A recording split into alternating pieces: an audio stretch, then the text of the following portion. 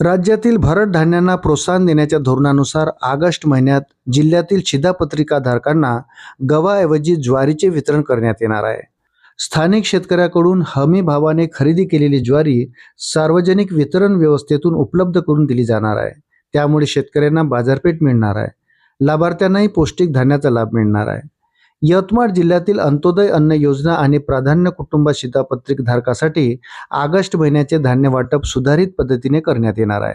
त्यानुसार अंत्योदय लाभार्थ्यांना प्रति शिधापत्रिका 21 किलो ज्वारी आणि 14 किलो तांदूळ मिळणार आहे। प्राधान्य कुटुंबातील प्रत्येक सदस्याला 3 किलो ज्वारी आणि 2 किलो तांदूळ वितरित करण्यात येईल।